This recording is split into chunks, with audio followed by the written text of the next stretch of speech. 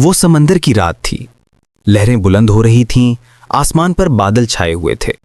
نبی الہ حضرت یونس علیہ السلام ایک کشتی میں سوار تھے۔ جب کشتی طوفان میں پھنسی، لوگوں نے کہا یہ کسی کے گناہ کی وجہ سے ہے۔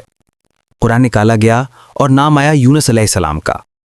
آپ سمندر میں کود گئے اور اللہ کے حکم سے ایک عظیم مچھلی نے آپ کو نگل لیا۔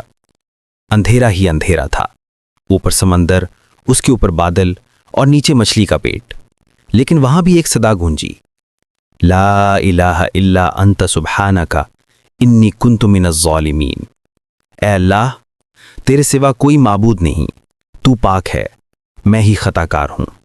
یہ الفاظ توبہ، یقین اور امید کا اعلان تھے، اور پھر اللہ نے حکم دیا، مچھلی نے حضرت یونس علیہ السلام کو کنارے پر لا ڈالا، زندگی واپس مل گئی، مشن واپس شروع ہوا۔